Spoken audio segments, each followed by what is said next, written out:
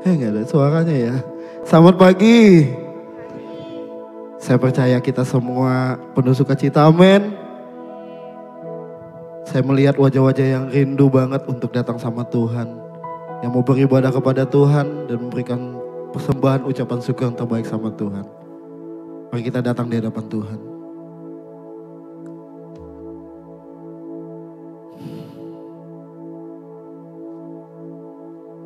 Kalau kami masih ada sampai pagi hari ini Tuhan. Kalau kami masih bisa merasakan nafas kehidupan, menggerakkan jari kaki kami, tangan kami, menggerakkan semua anggota tubuh kami dengan baik. Kami tahu Tuhan, ini semua karena anugerah Tuhan. Karena belas kasih Tuhan yang selalu Tuhan nyatakan dalam hidup kami. Sungguh kami bersyukur Tuhan. Sungguh kami mengucap syukur pada Tuhan. Karena kebaikan-kebaikan Tuhan dalam hidup kami. Kami berkatakan Engkau luar biasa Tuhan. Engkau hebat, Engkau perkasa, Engkau dahsyat. Terima kasih Tuhan. Terima kasih Tuhan. Ini saatnya kami datang di hadapan Tuhan. Mengucap syukur, memberikan puji-pujian, sembah sujud kami. Yang terbaik yang mau kami kasih sama Tuhan. Karena kami tahu Tuhan, hidup kami, tujuan hidup kami adalah untuk menyenangkan hatinya Tuhan. Engkau menerima setiap penyembahan, syukur, ucapan syukur kami sebagai persembahan yang hidup, kudus, dan berkenan di hadapan Tuhan. Lebih lagi Tuhan, kami masuk dalam hadirat Tuhan. Terima kasih Tuhan. Terima kasih Tuhan. Terima kasih Tuhan. Terima kasih Tuhan. Ya. Terima kasih Tuhan. Terima kasih Tuhan. Mata kami tertuju padamu. Kekuatanku hanya di dalam-Mu. Erat dalam dekap-Mu. Terlebih di saat aku mengerti.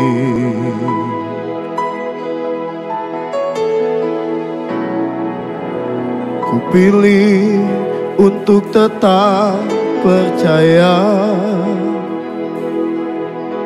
Ku pilih untuk tetap menyembah-Mu.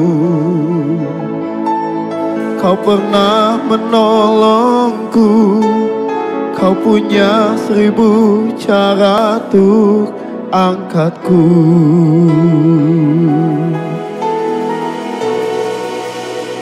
Anugerah-Mu jadi perisaiku, mengelilingiku, memeliharaku. Anugerah-Mu untuk seumur hidupku. Ada saat yang lain pergi. Anugerah-Mu jadi perisaiku, mengelilingiku, memeliharaku. Anugerah-Mu untuk seumur hidupku terjadi dalam hidupku. Ya, semua karena anugerah-Mu Tuhan, semua karena kebaikan-Mu, semua karena kasih setia-Mu dalam hidup kami. Terima kasih Tuhan.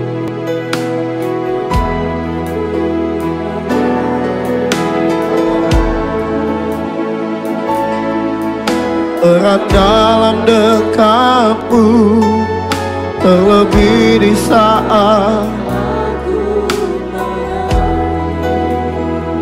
sebab kami memilih untuk tetap berserah dan menyembah-Mu Tuhan. Pilih untuk tetap percaya. Ku pilih untuk tetap menyembah-Mu.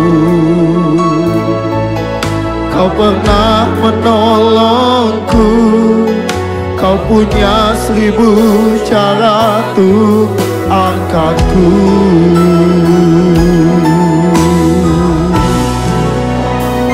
Anugerah-Mu jadi perisaiku,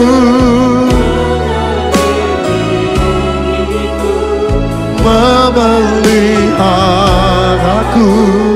Anugerah-Mu untuk seumur hidupku, terjadi saat yang lain. Anugerah-Mu jadi perisaiku, memeliharaku. Anugerah-Mu untuk seumur hidupku, terjadi dalam hidupku. Anugerah-Mu jadi mengelilingiku.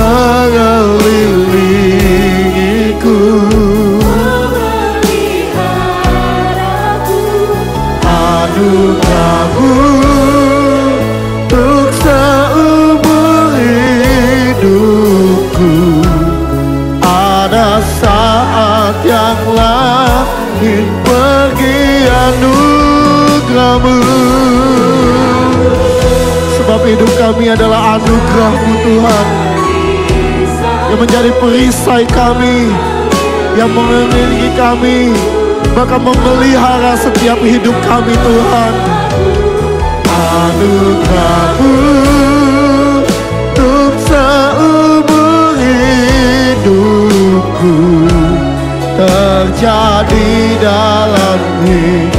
Saya undang jemaat Tuhan untuk bangkit berdiri. Kita mau katakan di depan Tuhan. Amin. Jadi mengelilingi, memeliharaku. Anugerah-Mu untuk seumur hidupku, ada saat. Anugerah-Mu jadi perisaiku, mengelilingiku, memeliharaku. Anugerah-Mu untuk seumur hidupku, terjadi dalam. Lebih lagi katakan anugerah-Mu, anugerah-Mu yang jadi Kau perisai kami Tuhan. Engkau mengelilingi setiap hidup kami, Kau yang memelihara kami Tuhan. Amin. Untuk seumur hidupku, ada saat. Anugerah-Mu jadi mengelilingiku, memeliharaku. Anugerah-Mu untuk seumur hidupku, terjadi dalam hidupku. Anugerah-Mu untuk seumur hidupku, terjadi dalam hidup. Sekali lagi katakan dengan imanmu.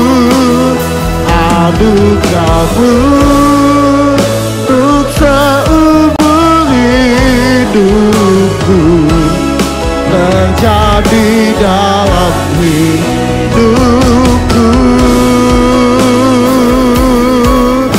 Anugerah-Mu, sebab kami hidup karena anugerah-Mu Tuhan. Sebab kami boleh hidup karena belas kasih-Mu Tuhan. Sebab kami ada di tempat ini semua karena anugerah-Mu Tuhan. Kami bersyukur, kami bersyukur. Haleluya, haleluya.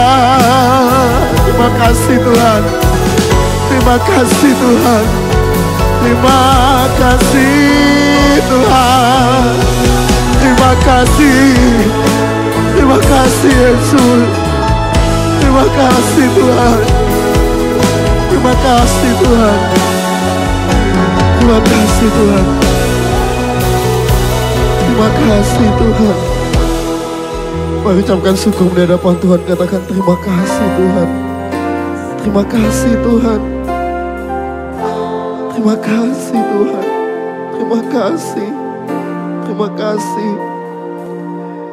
Biar segala pujian kami, ucapan syukur kami naik di hadapan-Mu Tuhan, menyenangkan hati-Mu Tuhan.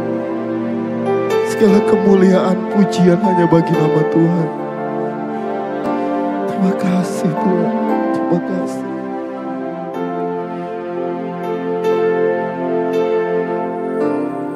Ku nyanyi Hosana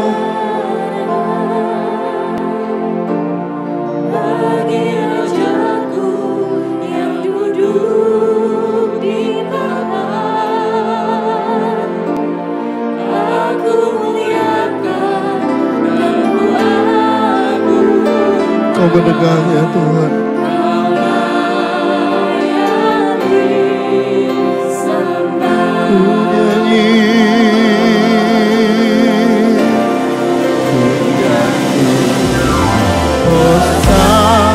Mari naikkan pujian-Mu di hadapan Tuhan.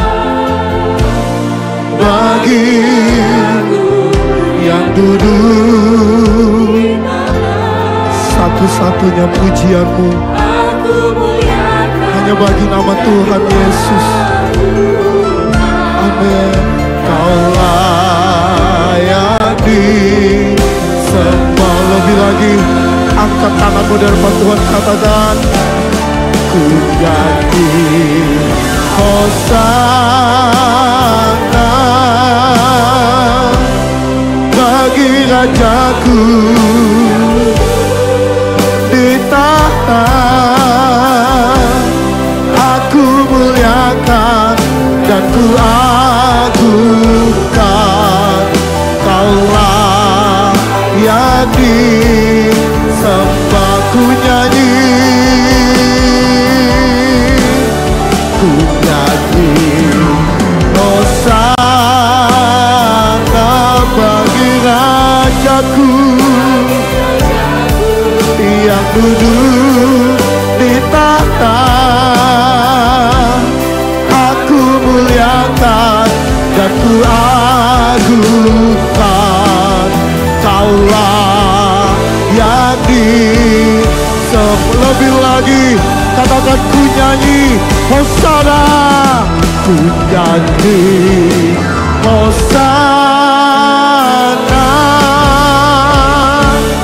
bagi Rajaku yang duduk di tahta. Aku muliakan dan ku agungkan. Kaulah yang sekali lagi katakan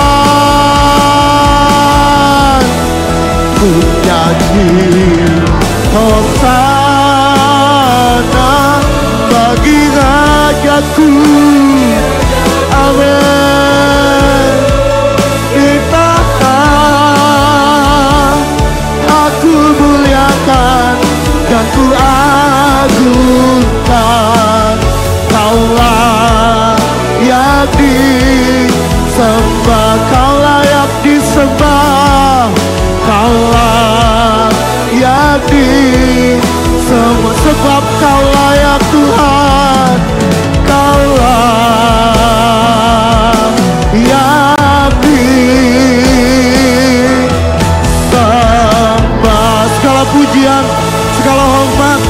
segala kemuliaan hanya bagi namamu, Yesus Kristus Tuhan kami yang hidup. Lebih lagi kami bersuka cita dan kami bersorak-sorak berkata, Salam. Katakan samping kiri kananmu, Tuhan Yesus kita luar biasa. Mari kita naikkan pujian ini. Betapa baiknya Engkau Tuhan, sebab kasih setia Tuhan tidak pernah berkesudahan. Amin. Nyanyikan pujian ini dengan penuh sukacita. Katakan di hadapan Tuhan.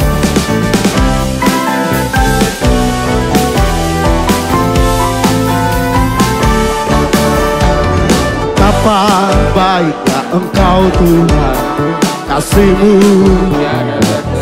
Amin. Betapa mulia jiwa. Sekali lagi yuk. Betapa baiknya, betapa Engkau Tuhan, kasih-Mu tiada berkesudahan. Betapa, amin. Kita mau angkat tangan, katakan, Hosana, ku memuji Tuhan. Amin. Ku tinggikan Yesus. Hosana, Hosana. Oh, sekali lagi katakan Hosana, Hosana. Amin. Ku tinggikan Yesus. Hosana, oh Hosana, Hosana. Engkau yang merasakan kebaikan Tuhan, mari lebih lagi menaikkan pujiannya dengan sukacita.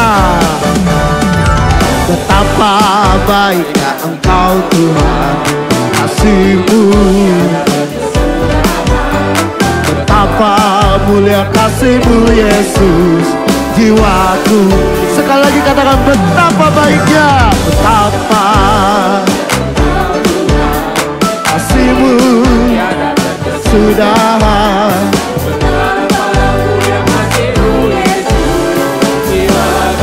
Sama-sama katakan Hosana, ku memuji Tuhan. Amin. Ku tinggikan Yesus. Hosana, Hosana, oh. Katakan ya Hosana, Puji Tuhan. amin. Ku tinggikan Yesus. Yeah, Hosana, Hosana. Lebih tinggi lagi. Katakan Hosana, Hosana. Ku memuji Tuhan. Hosana,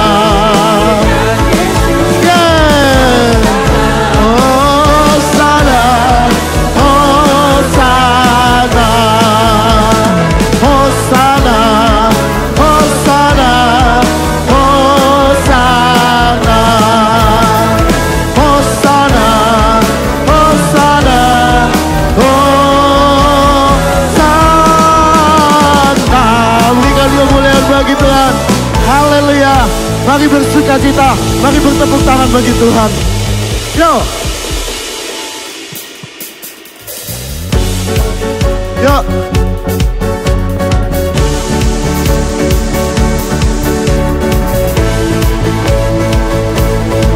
Lebih kencang lagi dong. Suara tepuk tangannya yo.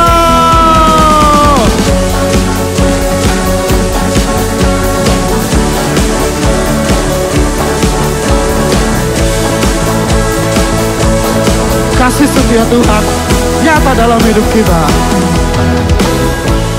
Kasih setiamu nyata. Amin.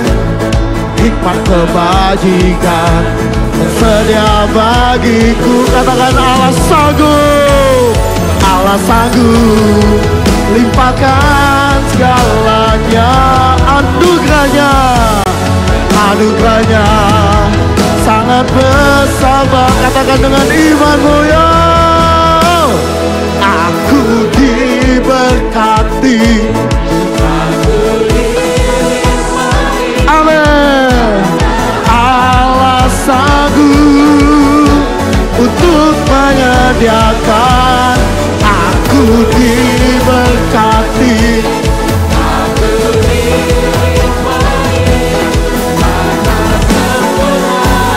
Anugerah Tuhan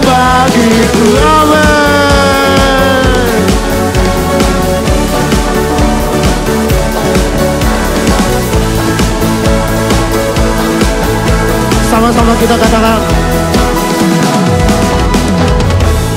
Kasih setiamu nyata, hikmat kebajikan.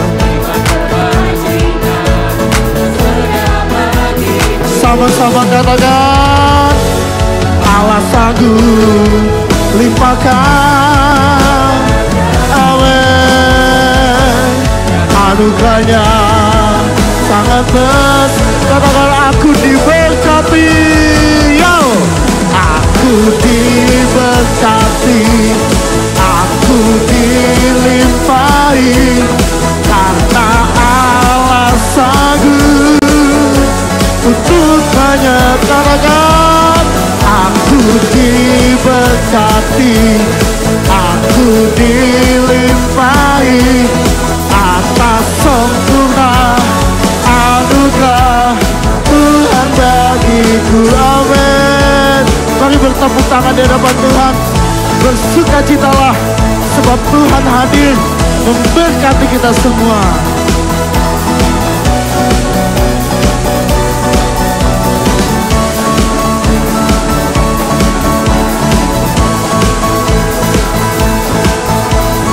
Sama-sama ya, kita katakan dengan iman percaya kita. Katakan sebab Allah itu sanggup. Allah sanggup limpahkan segalanya. Anugerahnya sangat, katakan dengan imanmu, Allah itu sanggup. Allah sanggup limpahkan segalanya, amin. Anugerahnya sangat besar bagiku. Sama-sama jemaat Tuhan dengan iman katakan, aku diberkati, yo. Aku dilimpahi, karena Allah sanggup, amin. Untuk berkatakan lagi, aku diberkati, aku dilimpahi, karena Allah sanggup untuk menyediakan. Yeah, aku diberkati, aku dilimpahi, karena Allah sanggup untuk menyediakan. Aku diberkati, atas sempurna anugerah Tuhan bagiku, amin.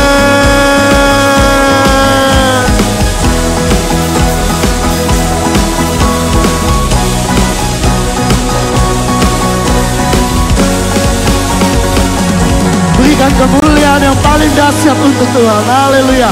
Sebelum duduk, katakan samping kiri kanannya, aku diberkati sama Tuhan. Silakan duduk kembali umat dan dikasih oleh Tuhan. Terima kasih Tuhan buat kasih setiamu. Terima kasih untuk kebaikanmu Tuhan. Terima kasih buat anugerahmu yang limpah terus. Bahkan meluap-luap untuk hidup kami Tuhan. Terima kasih Tuhan.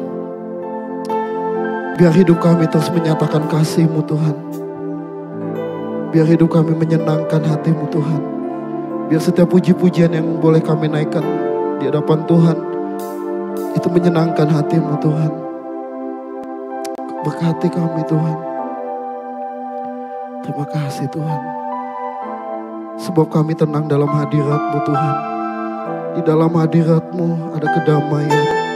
Di dalam hadirat-Mu ada ketenangan. Di dalam hadirat-Mu ada sukacita. Kau adalah penghibur kami yang setia Tuhan. Terima kasih Tuhan. Terima kasih Tuhan.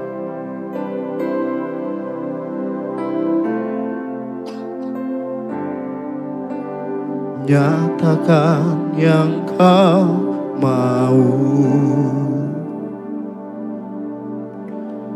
Selidiki hatiku.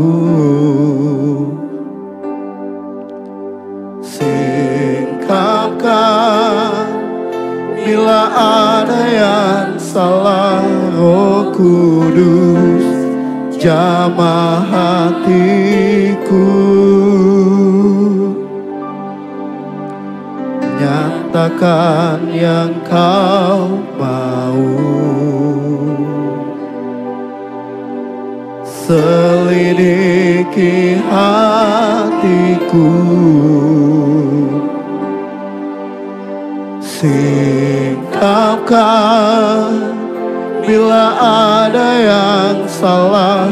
Roh Kudus jamah hatiku.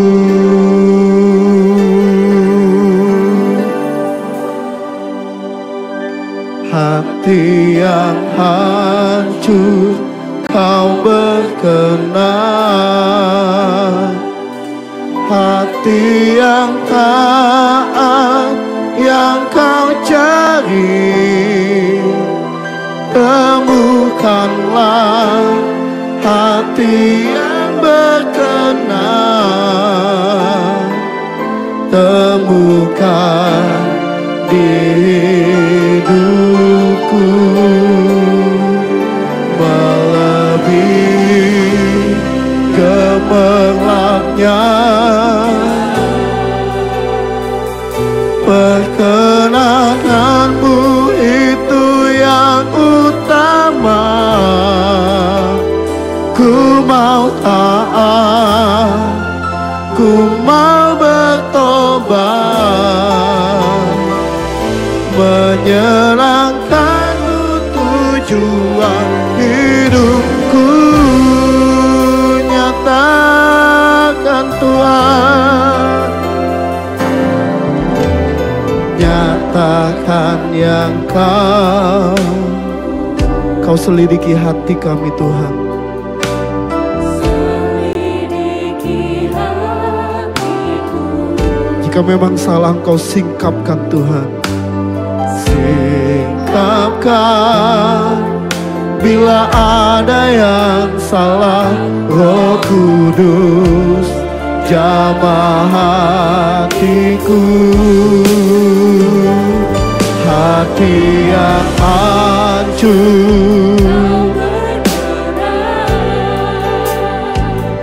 hati yang taat yang kau cari. Temukanlah hati yang berkenan, temukan di hidupku, melebihi gemerlapnya perkenananmu. Itu yang utama. Ku mau taat, ku mau bertobat, menyenangkanmu tujuan hidupku. Hati yang hancur kau berkenan, yang kau cari. Temukanlah hati yang berkenan, temukan hidupku, melebihi gemerlapnya. Sebab perkenananmu itu yang lebih utama Tuhan. Perkenananmu itu yang ku mau taat, ku mau bertobat, menyenangkanmu tujuan hidupku. Hati yang hancur, amin Tuhan, Kau menemukannya dalam hati kami Tuhan. Biar kami selalu taat di hadapan-Mu Tuhan. Mari Kau temukan di dalam hati kami, di dalam hidup kami Tuhan. Amin.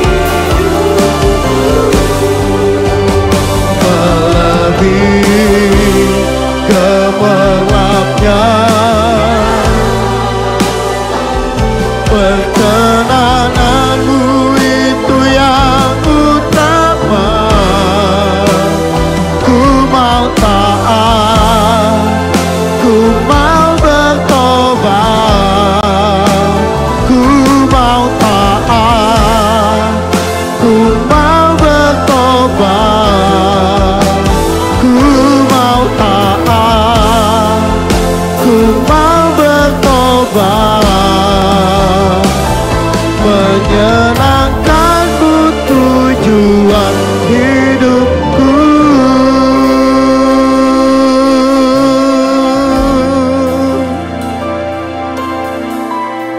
Terima kasih Tuhan, terima kasih Yesus. Kalau sebentar kami akan mendengarkan isi kebenaran firman-Mu, berfirman-Lah bagi setiap kami Tuhan, kami siap mendengarkan. Biar kami bukan menjadi sekedar pendengar-Mu saja, tapi kami jadi pelaku-pelaku firman-Mu Tuhan. Karena firman-Mu itu yang membuat kami bertumbuh, berkembang dan berbuah manis Tuhan. Terima kasih Bapa, kami sambut firman-Mu yang hidup. Di dalam dan demi nama Tuhan kami Yesus Kristus, kami sudah berdoa dan mengucap syukur. Haleluya. Amin.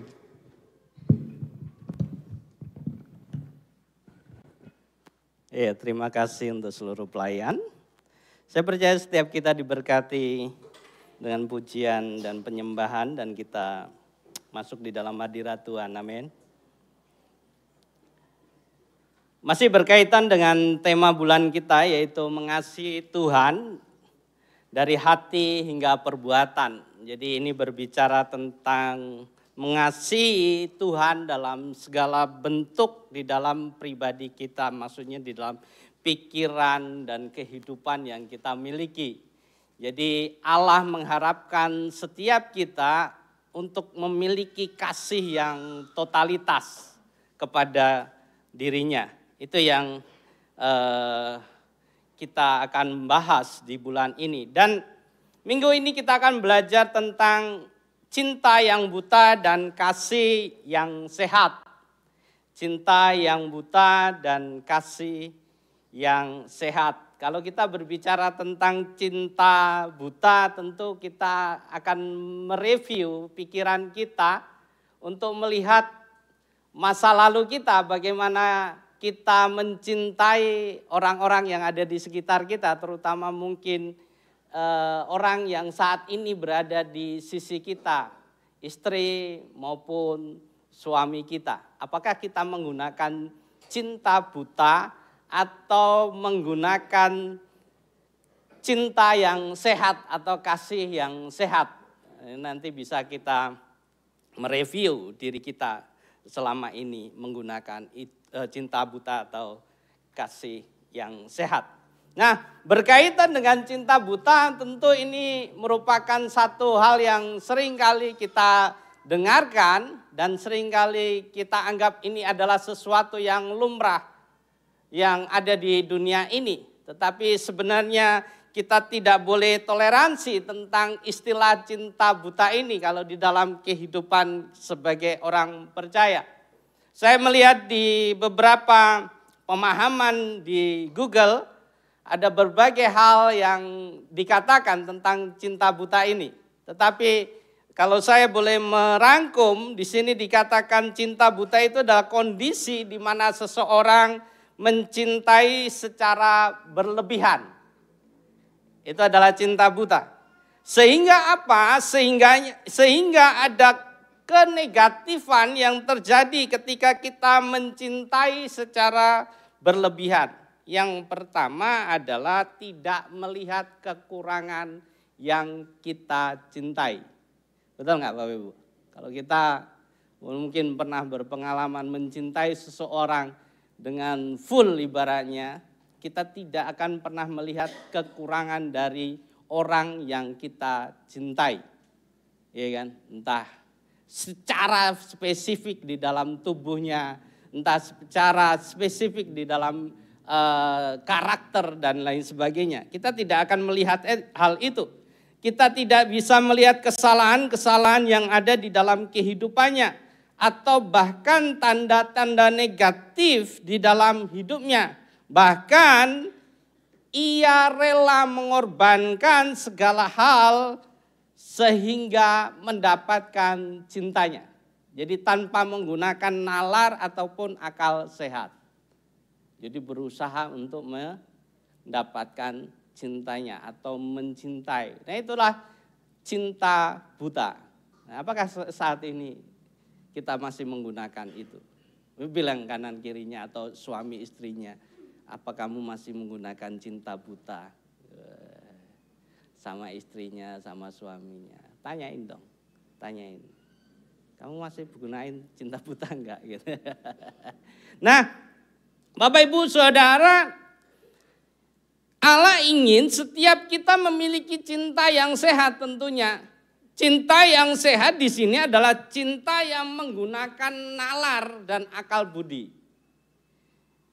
Itu yang Allah inginkan di dalam kehidupan kita. Makanya seperti apa cinta yang menggunakan nalar dan akal budi. Kalau kita boleh membaca di dalam Markus 12 ayat yang ke-30, di situ dikatakan, kasihilah Tuhan Allahmu dengan segenap hati, dengan segenap jiwa, dengan segenap akal budi, dan dengan segenap kekuatanmu.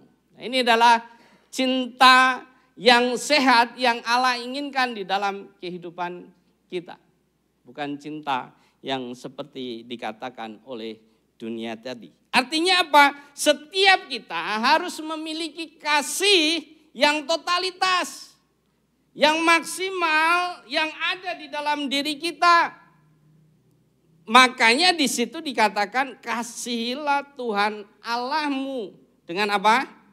Segenap hati. Berarti hati kita full buat Tuhan dengan segenap apa? Jiwa. Berarti jiwa kita adalah milik Tuhan sepenuhnya dengan segenap akal budi. Ini berbicara tentang bagaimana kita berpikir di dalam kehidupan kita, bagaimana isi otak kita semuanya untuk Tuhan. Dan dengan segenap kekuatan, ini berbicara tentang fisik, tubuh, diri kita. Jadi adalah hal yang sesungguhnya bahwa sepenuhnya diri kita adalah miliknya daripada Tuhan. Tidak ada sedikit pun yang menjadi milik kita. Betul nggak? Tetapi kadang-kala kan setiap kita masih menyisa-nyisakan atau memilah-milah, ini milik saya, ini milik Tuhan, ini punya saya, ini punya Tuhan. Betul nggak? Betul nggak? Betul apa betul? Itu yang terjadi dalam diri kita. Padahal Tuhan inginkan setiap kita full milik Allah ketika kita menyerahkan diri. Percaya kepada Tuhan sebagai juru selamat. Kita seharusnya memiliki kasih yang total. Nah, pagi ini kita akan belajar dari apa yang dilakukan oleh Rasul Paulus, apa yang diceritakan atau dituliskan oleh Rasul Paulus kepada jemaat yang ada di Filipi. Tentu ini berkaitan dengan bagaimana dia mengasihi begitu total di dalam kehidupannya. Kita akan belajar di dalam Filipi 3 ayat 10 sampai ke 14. Tapi kita akan baca secara bertahap. Kita akan baca dahulu ayat yang ke-10 sampai dengan ke-11. Di situ dikatakan yang kukendaki ialah mengenal Dia. Katakan mengenal Dia. Dan kuasa kebangkitannya serta persekutuan dalam penderitaannya, di mana aku menjadi serupa dengan Dia dalam kematiannya, supaya aku akhirnya beroleh kebangkitan dari antara orang mati. Bapak Ibu Saudara, sebagaimana kita ketahui di dalam penjelasan minggu yang lalu, bahwa Paulus menulis surat-suratnya ketika dia sedang menghadapi situasi yang tidak mengenakan. Apa itu Bapak Ibu Saudara? Posisinya di penjara. Di penjara adalah situasi yang tidak mengenakan, di mana dia tidak bisa melihat alam sekitarnya. Bahkan kalau kita lihat bagaimana penjara-penjara pada zaman dahulu itu adalah penjara yang sangat-sangat mengerikan. Karena ada penjara yang dibuat di bawah tanah. Dan saya pikir Paulus berada di tempat itu. Kalau kita mengingat kembali dengan cerita bagaimana dia menyembah Tuhan dan akhirnya bumi bergoncang atau terjadi gempa. Dan posisi dia ada di dalam penjara, di dalam bawah tanah itu. Nah, bagaimana kehidupan dia pada waktu itu dan bagaimana perjuangan dia untuk membangun jemaat yang ada di Filipi pada waktu itu. Diusahakan, diupayakan begitu rupa sehingga jemaat Filipi mengalami situasi-situasi yang lebih baik di tengah keadaan-keadaan yang terjadi pada waktu itu. Dan bagaimana upaya Paulus dan Silas yang merintis jemaat yang ada di Filipi pada waktu itu membawa mereka pada satu kondisi bagaimana mereka harus mencintai Allah dengan segenap hati itu. Semuanya itu dia lakukan karena bukti kasihnya tentunya. Karena bukti bagaimana dia mengasihi Allah. Dan ia transferkan kepada jemaat yang ada di Filipi. Awal yang dia lakukan adalah bagaimana dia hidup bersama Allah. Itu yang terjadi di dalam dirinya. Ketika dia memiliki hubungan yang baik, cinta kasih yang baik dengan Allah, maka ada sesuatu yang akan dia munculkan di dalam dirinya. Yaitu kasih kepada jemaat yang ada di dalam Filipi pada waktu itu. Nah, kasih yang diungkapkan bukan hanya dengan perasaan tentunya. Tetapi apa? Tetapi juga dengan segenap hatinya dan segenap akal budinya. Itu yang dilakukan oleh Paulus. Jadi kadang-kala kan kita menemukan ada orang yang mengasihi hanya dengan perasaannya saja. Perasaan saya mengasihi. Tetapi tidak menggunakan akal budi kita atau tindakan kita. Perasaan kadang-kala menipu. Betul nggak? Tetapi ketika perasaan digabungkan dengan tindakan, maka ada satu wujud nyata. Apakah kita benar-benar mengasihi atau tidak? Apakah kasih kita buta atau kasih kita benar-benar kasih yang murni? Itu yang terjadi. Nah, kalau kita lihat di ayat yang 10 dikatakan apa yang Paulus miliki di dalam kehidupannya sehingga dia begitu mengasihi. Di situ dikatakan yang ku kehendaki ialah mengenal dia. Jadi ada satu relasi yang dimiliki. Ada upaya supaya mengenal siapa Allah di dalam kehidupannya. Di dalam konsep Yahudi kata mengenal ini bukan sebatas pengetahuan tentunya.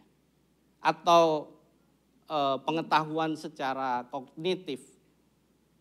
Bagaimana kita belajar memahami, mengerti. Tetapi tidak pernah melakukan apa yang kita pelajari, apa yang kita mengerti. Namun juga bersifat relasional. Nah ini yang utama di dalam kehidupan pribadi Paulus pada waktu itu. Dia tidak hanya memahami Allah secara utuh di dalam pemahaman Alkitab atau Taurat pada waktu itu.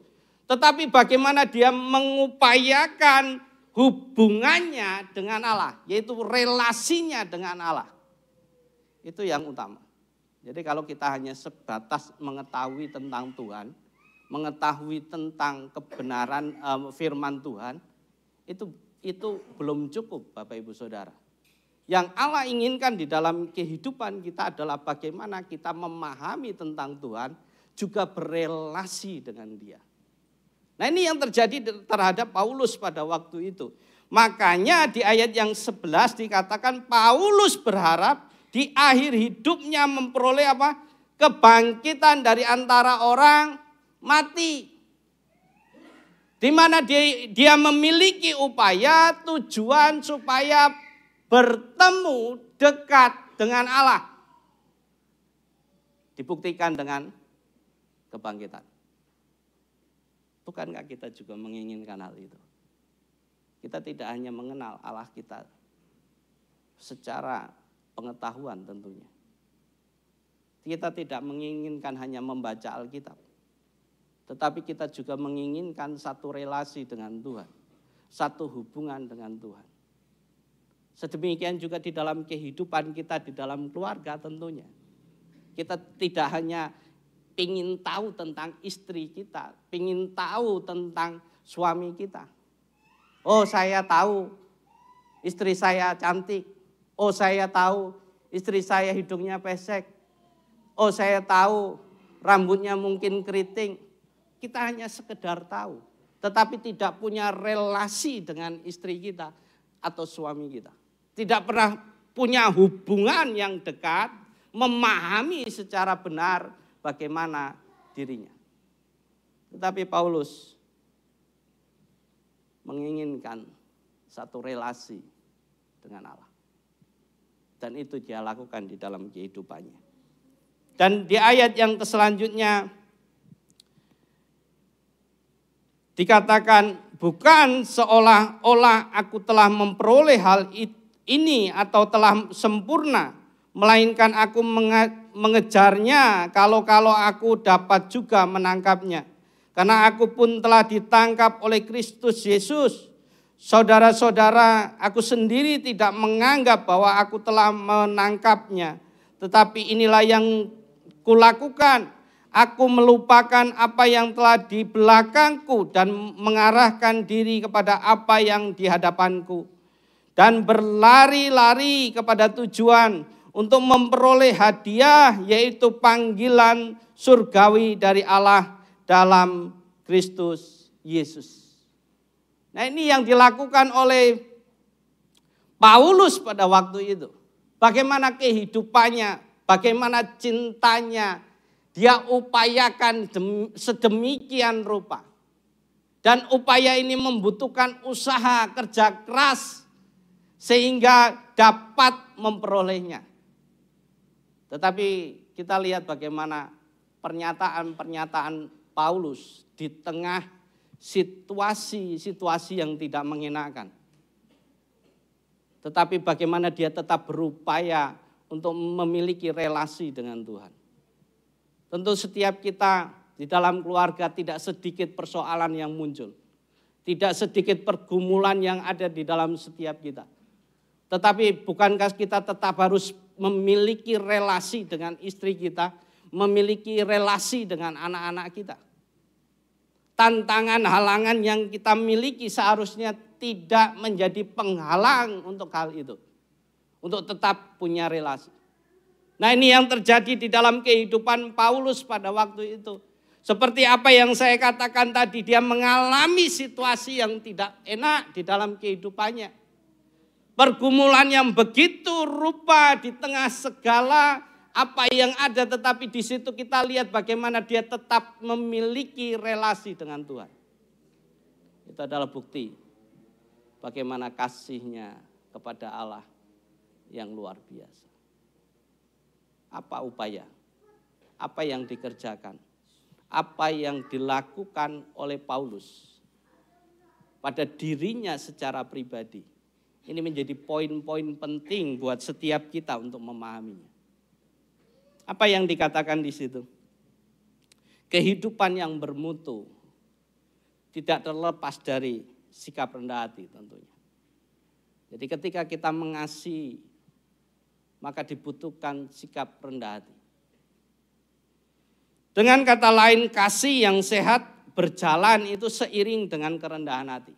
Ketika kita mengasihi seseorang tanpa memiliki kerendahan hati, maka akan terjadi yang namanya cekcok, persoalan. Betul kan? Kita mungkin mengatakan saya mengasihi. Tetapi ketika saya tidak merendahkan hati saya, maka akan sering kali terjadi cekcok. Bukankah ini sering kali terjadi di dalam keluarga kita? Karena kita tidak merendahkan hati. Kita merasa tinggi, kita merasa wah. Kita merasa tahu, lebih paham. tentang keluarga atau tentang keadaan yang ada. Sehingga menganggap orang yang ada di sekitarnya tidak tahu apa-apa. Menganggap mungkin istri kita, menganggap anak kita, suami kita itu tidak tahu apa-apa. Bukti bahwa setiap kita itu tidak rendah hati.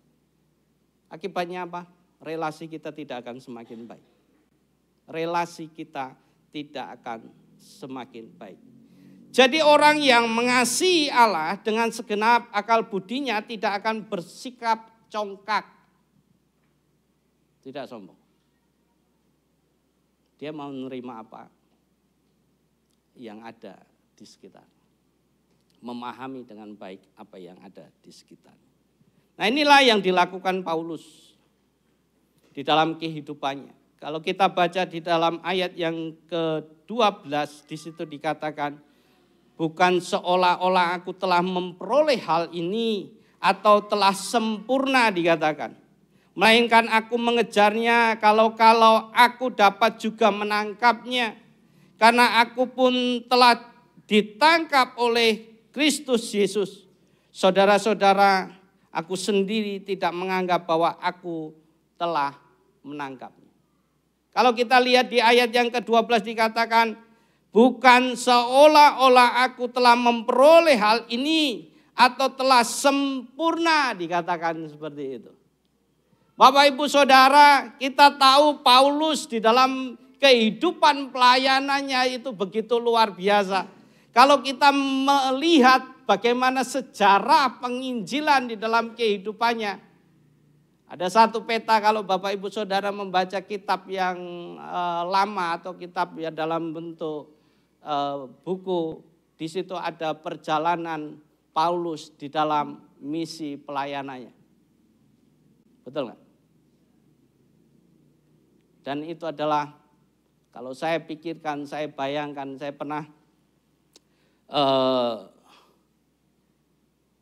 mempelajarinya bagaimana perjalanan itu.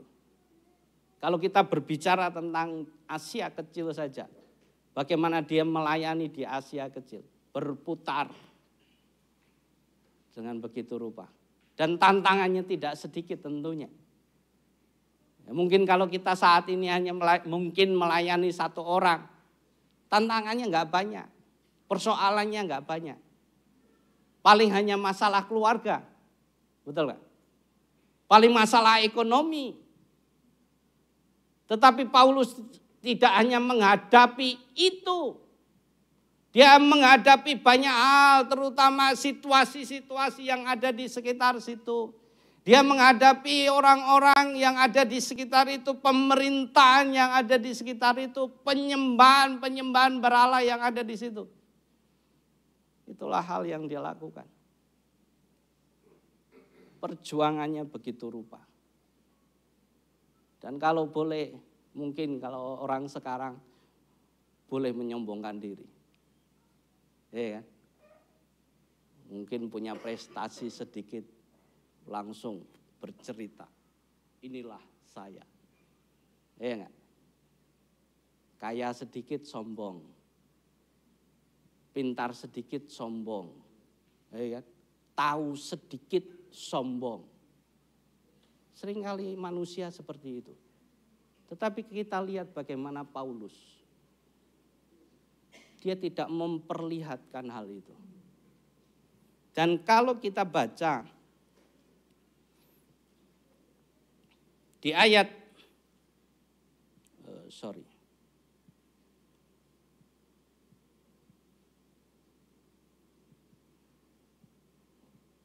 di ayat yang ke-12 dikatakan bahwa relasinya dengan Tuhan belum erat dan belum sempurna. Di situ dikatakan kalau ini bukan mengungkapkan keraguan. Jadi ada kata kalau.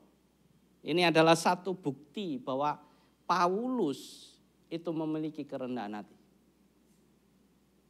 Dia tidak membanggakan dirinya.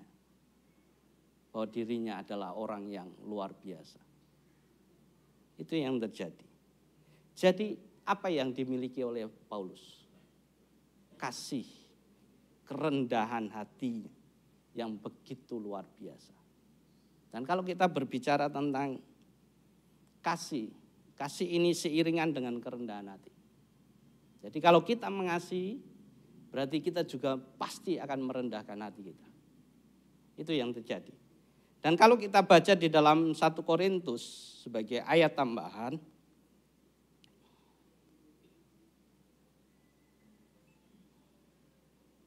Satu Korintus 13 ayat yang keempat, dikatakan di situ adalah kasih itu apa? Sabar. Kasih itu murah hati.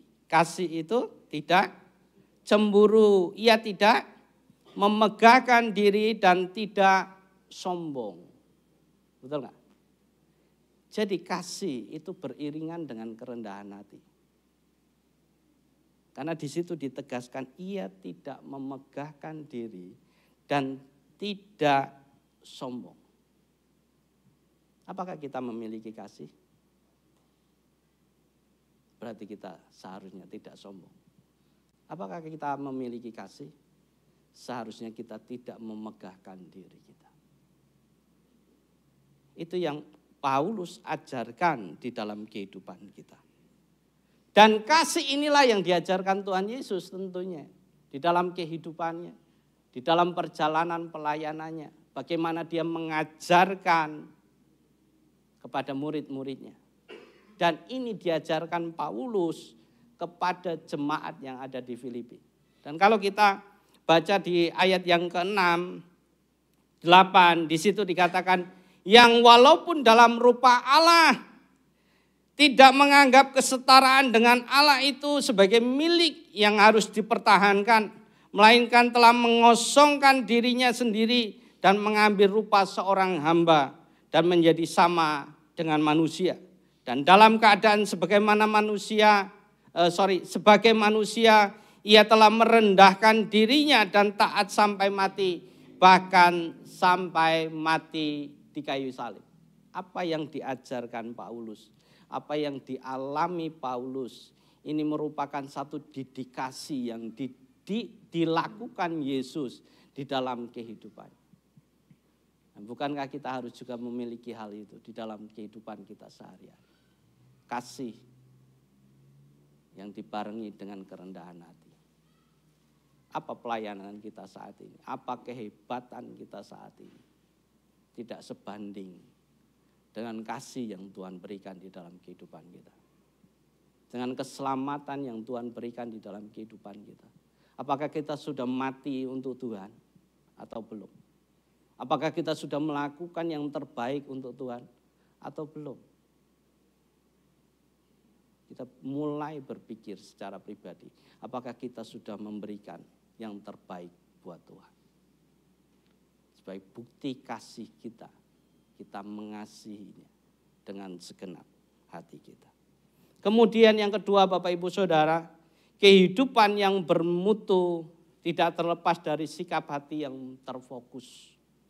Dalam hal ini adalah fokus dengan keakraban dengan Tuhan, sehingga membuahkan kehidupan yang bermutu. Keakraban antara satu dengan yang lain. Kalau saya contohkan kembali adalah suami dan istri. Apakah kita akrab dengan istri kita, akrab dengan suami kita? Ada yang masih akrab? Atau yang udah mulai renggang-renggang dikit? Ya. Biasanya bercanda. Ciri suami istri yang akrab itu adalah sering bercanda di kamar tidur. Cubit-cubitan. Ya kan? Jongkrok-jongkrokan, ada yel-yelannya dikit, ya kan kayak gitu. Itu bukti keakraban yang kita miliki antara suami dan istri. Kalau sudah balik-balikan tidurnya, nah ini berarti tidak akrab. Butuh relasi ulang. Atau butuh diperbaiki relasinya. Ada yang balik-balikan kalau tidur? Maksudnya yang satu ngadep tembok, yang satu ngadep tembok sini, ya kan gitu. Nah, berarti sedang tidak akrab. relasinya tidak baik-baik saja. Atau yang satu, yang lagi tenar sekarang, satu HP ngadep sana, satu HP ngadep sini. Yang lagi tenar sekarang seperti itu. Nah ini satu bukti. Kalau istri saya suka ngoceh, ayo nggak usah pegang HP, kita gelut-gelutan, kalau orang bilang gelut-gelutan, jadi seperti itu. Nah itu sering kali kita lakukan di rumah, tapi Bapak Ibu tidak boleh ke sana. Ini ya, saya dan istri saya, juga anak saya suka ikut seperti itu. Itu relasi yang baik. Satu contoh, satu bukti. Banyak bukti yang lain ketika kita memiliki relasi baik adalah bagaimana kita berkomunikasi dengan istri atau suami kita. Apakah kita masih sering berkomunikasi dengan istri dan suami kita? Ngobrol secara santai ataupun secara serius. Itu bukti bahwa kita punya relasi. Allah menginginkan setiap kita punya relasi yang baik. Dan Paulus juga menyatakan hal itu. Bagaimana relasinya dengan Tuhan. Fokus dirinya adalah bagaimana dia bisa akrab dengan Tuhan. Kalau kita lihat di dalam ayat yang ke-13 dikatakan, tetapi inilah yang kulakukan. Aku melupakan apa yang telah di belakangku dan mengarahkan diri kepada apa yang di hadapanku. Di sini Paulus mengungkapkan ketetapan hatinya, yaitu satu prinsip yang dimiliki dirinya. Dia dengan tegas dalam kalimatnya, tetapi inilah yang kulakukan. Ini adalah sikap fokusnya. Jadi ada satu ketetapan yang dia buat atau satu pola pikir yang diubah di dalam dirinya.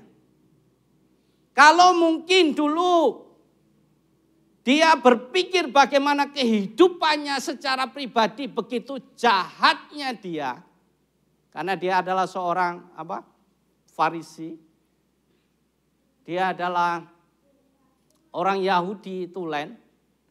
Dan dia ditugaskan untuk Untuk membunuh orang-orang Kristen yang ada pada waktu itu. Atau pengikut-pengikut Kristus. Dan kalau dia terus berpikir tentang bagaimana kejahatannya begitu rupa, dia tidak akan pernah melayani. Dia hanya akan hidup di dalam penyesalan pribadinya. Meratapi bagaimana dirinya. Dan apa yang dia saksikan di dalam kehidupannya tentu akan berbeda. Seperti halnya mungkin dia sudah mengalami Tuhan, dia percaya Tuhan, tetapi kalau dia tidak beres dengan masa lalunya, maka dia akan terus bercerita tentang kejahatan-kejahatannya. Itu yang terjadi. Makanya di situ dikatakan, aku melupakan apa yang telah di belakangku, mengarahkan diri kepada apa yang di hadapanku. Apa yang di depanku, itu menjadi fokus utama di dalam kehidupannya. Yaitu berjalan seiringan dengan Tuhan. Makanya kalau kita pelayanan, bereskan masa lalumu. Kalau kita melayani Tuhan, bereskan masa lalumu. Karena itu menjadi kunci buat setiap kita untuk maksimal di dalam pelayanan. Ketika kita tidak beres di belakang, maka kita akan menjadi batu sandungan di dalam pelayanan kita. Itu yang terjadi. Apapun itu. Karena kita akan berpikir terus masa lalu kita, persoalan kita, kejahatan-kejahatan kita. Bahkan kadangkala kita akan jahat terhadap orang-orang yang ada di sekitar kita. Ini yang dilakukan oleh Paulus. Dia fokus dengan Allah dan tidak kembali mengingat-ingat apa yang ada di belakangnya.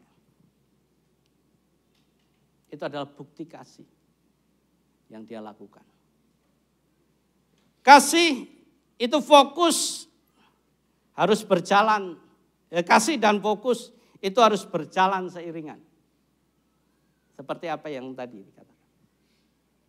Yang poin pertama. Jadi harus selalu beriringan. Kalau kita mengasihi, kita harus fokus. Kalau kita mengasihi istri kita harus fokus dengan istri kita. Betul nggak? Kalau kita nggak fokus dengan istri kita, itu akan berbahaya. Kan banyak ya sekarang, dibilang mengasihi istrinya, tetapi tidak fokusnya kepada istrinya. Fokusnya pada hobinya. Fokusnya dengan apa? Kesukaan-kesukaannya. Apa? Fokusnya dengan pekerjaannya. Bilangnya apa? Saya mengasihi istri saya. Tetapi kita tidak pernah fokus dengan istri kita, tetapi fokus dengan kegiatan yang lain. Katanya kita mengasihi Tuhan dengan segenap hati kita, tetapi kenyataan apa? Kita tidak fokus dengan Tuhan. Kita difokuskan dengan kesibukan-kesibukan yang kita miliki, kesenangan-kesenangan yang kita miliki. Dan apakah itu yang disebut sebagai fokus? Tentu tidak. Karena fokus kita begitu melenceng dan menjauh daripada Tuhan. Itu yang terjadi. Paulus menyadari dia harus melupakan masa lalunya. Menyadari, melupakan apa yang menjadi jahat-jahatnya di dalam kehidupannya. Kalau kita mengasihi Tuhan, fokuslah kepada Tuhan. Dan yang ketiga, Bapak Ibu Saudara,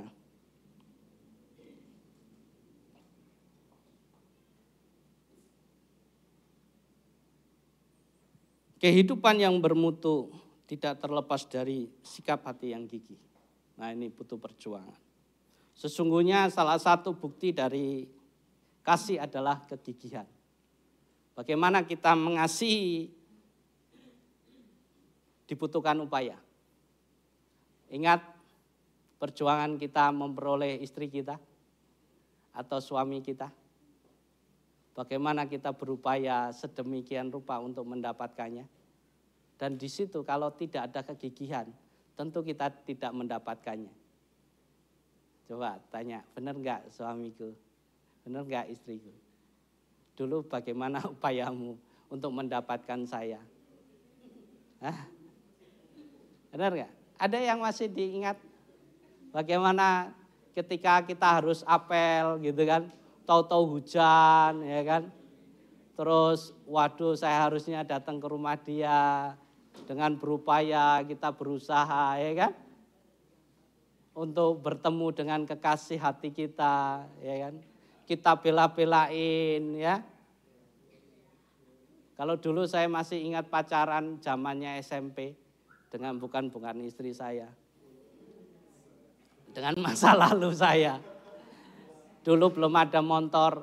Dibela-belain naik sepeda. Gitu. Hujan-hujan hajar. Sampai sana basah kuyup. Wah, dan itu. Ada plusnya sampai sana dibikinin mie apa super mie ya kan gitu. Padahal basah kuyup. Usaha. Tapi enggak sama istri saya enggak gitu. Itu. Butuh usaha, butuh perjuangan. Gigih yang harus kita lakukan. Kegigihan ini sangat penting sekali. Hal inilah yang diungkapkan oleh Paulus akan keinginannya untuk membangun relasi dengan Tuhan. Jadi dibutuhkan kegigihan untuk membangun relasi dengan Tuhan. Seperti apa yang saya contohkan tadi. Kalau kita mencintai, kalau kita ingin mendapatkan istri atau suami, butuh kegigihan. Butuh perjuangan yang harus kita lakukan. Dan ini yang dilakukan Paulus. Dikatakan di dalam ayat yang ke-14. Dan berlari-lari kepada tujuan untuk apa? Memperoleh hadiah, yaitu panggilan surgawi dari Allah dalam Kristus Yesus. Ada hadiah yang diharapkan oleh Paulus pada waktu itu. Ini bukan berbicara tentang hadiah yang mungkin mendapatkan rumah yang besar atau mendapatkan mobil yang mewah, dikatakan bukan seperti itu. Tetapi juga bukan berbicara tentang keselamatan atau hukuman dari dosa atau masuk ke dalam surga. Bukan ke sana, Bapak Ibu Saudara. Kalau mungkin kita dulu berpikir sebagai orang awam tidak memahami tujuan kita sebagai manusia untuk beragama itu kemana. Acap kali kita berpikir hanya tentang kita lepas dari hukuman dosa, kita lepas dari neraka, kita memperoleh keselamatan di dalam kehidupan kita. Itu menjadi tujuan. Tetapi di situ Paulus tidak berbicara tentang hal itu. Kalau kita pelajari di dalam DK, ini ada satu pelajaran yang pernah kita pelajari. Yaitu tentang apa Bapak Ibu Saudara? Tentang keselamatan. Kita tahu bahwa keselamatan yang kita peroleh, surga yang kita peroleh, itu bukan hasil dari usaha kita. Tetapi apa? Pemberian Allah. Itu semua adalah anugerah. Nah, Paulus tidak mengejar hal itu. Paulus tidak mencari hal itu. Maka di situ dia dikatakan, aku berlari-lari. Ada usaha yang dia lakukan kepada tujuan untuk apa? Memperoleh hadiah. Tetapi hadiahnya bukan tentang keselamatan, bukan tentang surga. Karena itu semua adalah pemberian Allah. Itu adalah anugerah yang diberikan Allah kepada setiap kita yang percaya kepadanya. Nah, apa yang menjadi tujuan? Apa yang menjadi keinginan Paulus pada waktu itu? Hadiah yang dimaksud adalah panggilan surgawi. Dari siapa? Dari Allah. Di situ ditulisan. Yaitu apa? Panggilan surgawi dari Allah. Dalam Kristus Yesus. Panggilan untuk memiliki apa? Relasi dengan Tuhan. Ini yang menjadi incaran daripada Paulus. Karena apa? Ketika dia semakin akrab dengan Tuhan, ada sesuatu yang dia peroleh.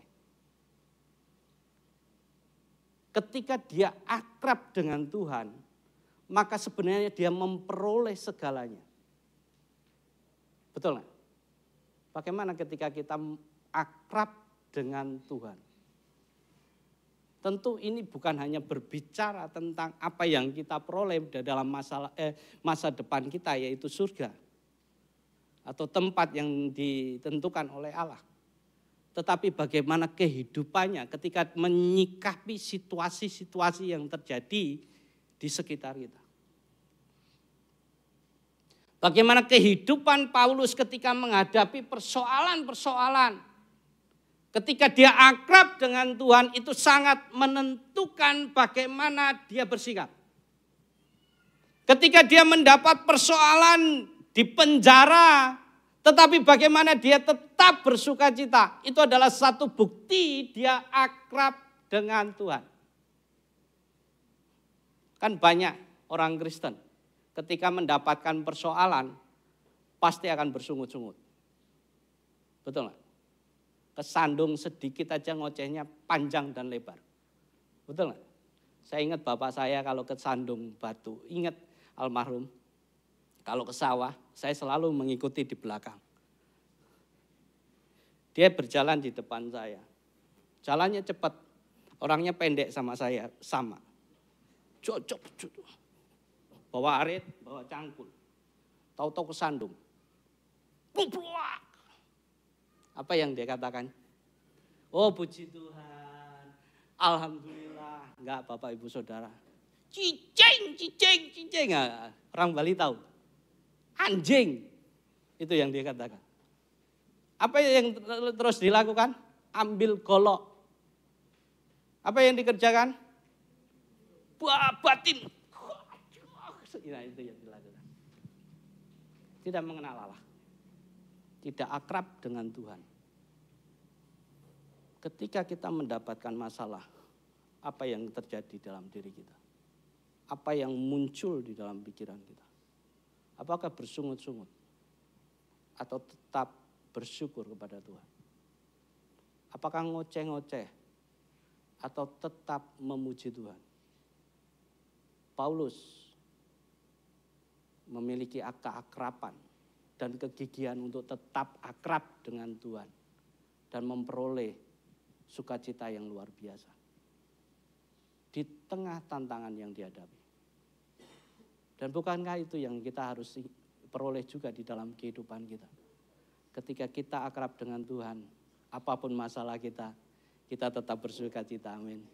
Kita tetap bersyukur kepada Tuhan.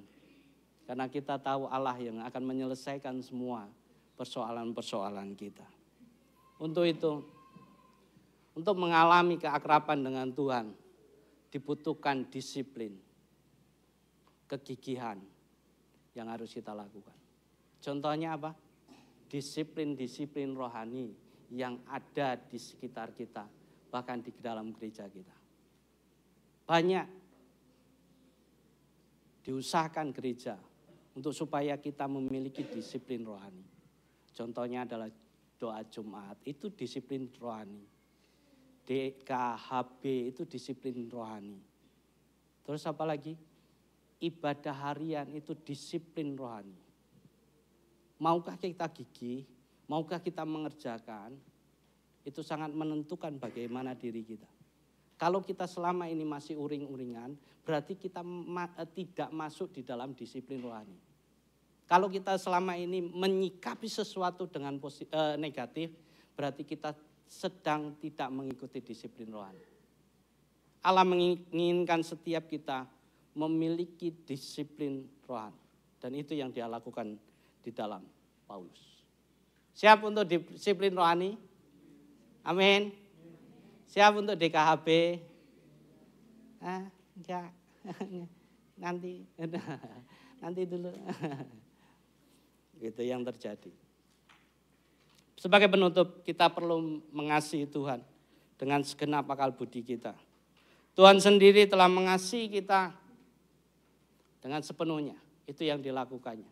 Dan demikian kita juga akan bertumbuh semakin akrab dengan Tuhan. Ketika kita mengasihi Tuhan dengan sepenuh hati, maka kita akan selalu mendisiplinkan diri kita dan kita akan semakin akrab dengan Tuhan. Sebab pada dasarnya kita adalah apa yang kita kasih. Siapa yang kita kasih itu sangat menentukan.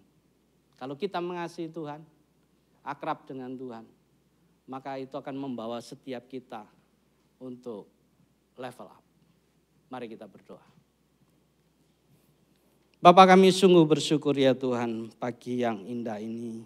Engkau Allah yang terus ya Tuhan memberikan bimbingan di dalam setiap kami. Penyertaan-Mu membawa setiap kami pada satu situasi-situasi yang terjadi Tuhan. Dan terus ya Tuhan mengubahkan hidup kami. Bahwa terus ya Tuhan hari-hari kami Tuhan pada satu ya Tuhan hubungan yang baik di dalam cinta yang benar-benar bersih Tuhan. Cinta yang sehat. Bukan cinta yang buta terhadap Engkau. Tetapi kami menyadari bahwa Engkau Allah yang terlebih dahulu mengasihi kami Tuhan. Terima kasih, kami bersyukur ya Tuhan atas cinta kasih-Mu yang Engkau nyatakan melalui penyaliban-Mu. Dan kami rindu Tuhan mengimpartasikan hal itu buat orang-orang yang ada di sekitar kami. Buat orang-orang yang ada terdekat di dalam keluarga kami. Juga orang-orang yang ada di samping kanan kiri kami, tetangga kami maupun orang-orang yang ada di dalam lingkupan kami ya Tuhan. Terima kasih, ajar kami, bimbing kami Tuhan. Untuk terus berjalan di dalam jalan-jalan-Mu yang nyata Tuhan, yang kudus dan yang suci ya Tuhan. Terima kasih, biarkan firman ini tertanam di dalam setiap kami. Di dalam nama Yesus, yang percaya katakan. Amin. Kita semua diberkati oleh firman Tuhan. Amin. Kita menyaksikan pengumuman untuk 1 minggu ke depan. Di minggu kedua di bulan September 2025. Demikian pengumumannya.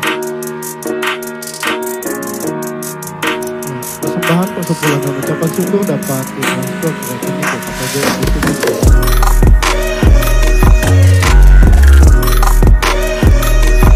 Berikut ini adalah 13 September.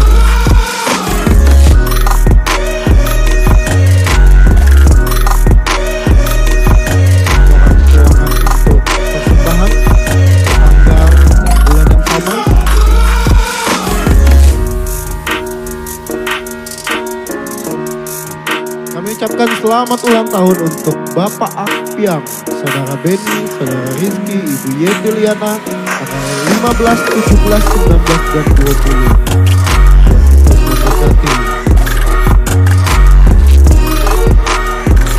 Ya, saya momen Kamis 18 September pukul 15 di Krian Kebun Metro, kumpul di gereja memakai t-shirt sign dan disediakan kendaraan.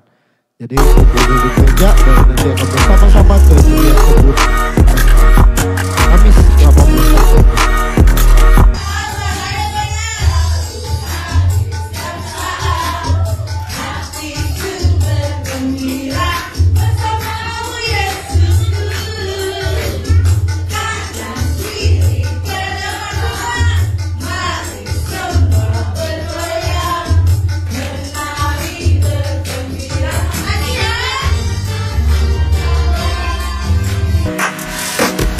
Ya, JDA Jaringan Doa Anak Sabtu 20 September 2025 pukul 11 sampai 13 di GKSBS.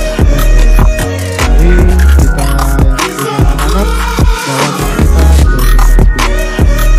Jaringan Doa Sekota Senin 15 September 2025 pukul 17.30 juga di GKSBS.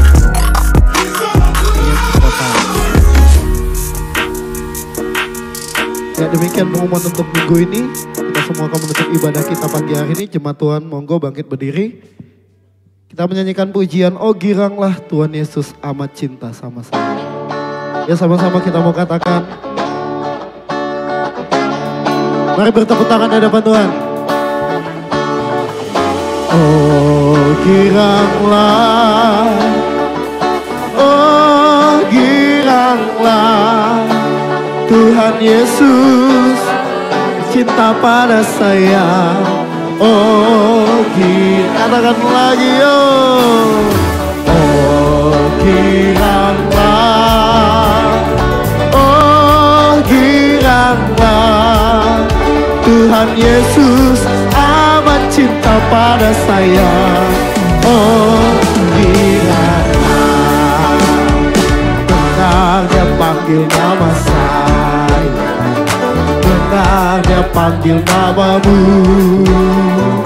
dengar dia panggil nama juga. Katakan dengar dia panggil, dengar dia panggil nama saya, dengar, amin, dengar dia panggil nama saya juga. Dia katakan oh giranglah, oh giranglah, oh giranglah Tuhan Yesus amat cinta pada saya. Oh katakan dengar dia panggil nama saya, dengar dia panggil nama saya, dengar, amin, dengar dia panggil nama saya juga. Dia panggil, sekali lagi katakan, dengar dia panggil nama saya, dengar dia panggil namamu, dengar dia panggil nama saya juga. Dia panggil nama oh giranglah, oh giranglah, oh giranglah Tuhan Yesus amat cinta pada saya.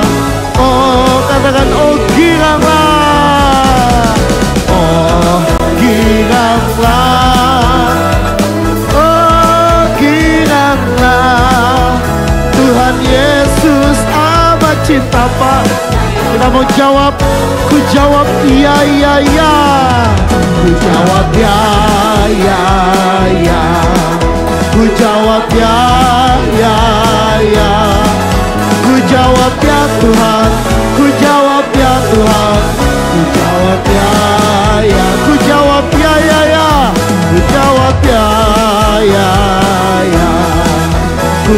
jawab ya, ya, ya.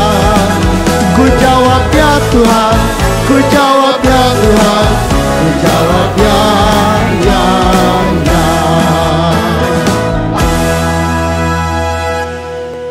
Mari kita berdoa. Bapa, kami bersyukur buat kerja-Mu. Kami Tuhan mengasihi Engkau dengan sehat, ajar kami juga mengasihi kami sesama kami dengan sehat Tuhan. Kami mau Tuhan memiliki sikap rendah hati dan fokus dan gigi Tuhan untuk mengejar kasih dengan benar Tuhan Yesus. Sehingga kami percaya Tuhan kehidupan kami lebih baik dan kami boleh mengasihi dengan perbuatan kami Tuhan Yesus. Terima kasih Bapa, kami percaya Tuhan biarlah kebenaran firman-Mu itu memerdekakan kami. Biarlah firman-Mu itu Tuhan boleh membentuk kami, menjadikan kami semakin serupa dengan Kristus. Terima kasih Bapa buat ibadah pagi hari ini. Kau sudah pimpin Tuhan dari awal hingga akhirnya dan kami percaya Tuhan. Biarlah pujian penyembahan kami Tuhan boleh menjadi dupa yang harum di hadapan Engkau Tuhan Yesus. Kami berdoa Tuhan biarlah Engkau disukakan. Terima kasih Bapa, terima kasih Tuhan Yesus. Kami juga bersyukur Tuhan buat pemeliharaan-Mu di hari-hari yang lalu. Kami juga percaya Tuhan Kau akan memelihara kami, memimpin kami, membimbing kami, mengajar kami. Untuk kami Tuhan semakin serupa dengan Engkau Tuhan. Terima kasih Bapa, berkati keluarga kami, berkati Tuhan usaha pekerjaan kami. Kami berdoa Tuhan buat berhasil Tuhan apa yang kami buat ketika kami mengandalkan Engkau Tuhan Yesus. Terima kasih Bapa, kami juga berdoa Tuhan di tengah-tengah kelemahan kami Tuhan. Kami berdoa Tuhan biarlah kami belajar Tuhan kekuatan kasih dan kemurahan daripada-Mu Tuhan Yesus. Kami percaya Tuhan berkati jemaat-jemaat-Mu yang sakit Tuhan. Bapa kami berdoa Tuhan pulihkan, sembuhkan mereka Tuhan Yesus. Sehingga mereka boleh mengalami yofa-rafa dalam kehidupan mereka Tuhan. Jemaat-jemaat-Mu Tuhan yang sedang dalam persoalan dalam bisnis mereka, dalam usaha mereka Tuhan, dalam ekonomi mereka Tuhan. Kami berdoa Tuhan biar mereka boleh belajar Tuhan yang Yehova Jireh dalam kehidupan mereka Tuhan Yesus. Terima kasih Bapa, terima kasih Tuhan. Kami percaya Tuhan Kau terus menyertai mereka, Kau terus menolong mereka, memimpin mereka Tuhan. Kami juga berdoa Tuhan memberkati Indonesia Tuhan. Kami percaya Tuhan rancangan-Mu sempurna buat Indonesia Tuhan. Dan kami berdoa Tuhan biar digenapi Tuhan Indonesia Tuhan sesuai dengan kehendak-Mu Tuhan. Kami berdoa memberkati Presiden, Wakil Presiden, para menteri yang ada Tuhan beserta jajarannya Tuhan. Kami berdoa Tuhan minta hikmat daripada-Mu ya Bapa untuk mereka. Sehingga mereka boleh mengelola Tuhan. Membawa Tuhan bangsa kami lebih baik, lebih kuat Tuhan. Lebih boleh Tuhan milih berkat buat bangsa-bangsa Tuhan Yesus. Terima kasih Tuhan. Kami juga bersyukur Tuhan memberkati kota Metro Tuhan. Berkati kota Metro Tuhan bila Metro ini penuh dengan kemuliaan-Mu Tuhan. Penuh dengan damai sejahtera daripada-Mu Tuhan. Jauhkan daripada kota ini Tuhan perkara-perkara yang jahat Tuhan. Jauhkan dari kota ini Tuhan perkara-perkara yang tidak sesuai dengan kebenaran firman-Mu Tuhan Yesus. Biarlah kami percaya Tuhan kota ini menjadi kota yang damai, tenang, aman dan tentram Tuhan Yesus. Kami berdoa Tuhan biarlah masyarakat kota ini cintakan kotanya Tuhan. Mengasihi kotanya, berdoa buat kotanya, menjaga kotanya Tuhan Yesus. Terima kasih Bapa. Terima kasih Tuhan. Kami juga bersyukur Tuhan buat persembahan-persembahan yang telah diberikan maupun akan diberikan Tuhan. Bapa kami berdoa Tuhan berkati, beri hikmat-Mu bagi gereja-Mu untuk mengelolanya dengan baik dan benar Tuhan Yesus.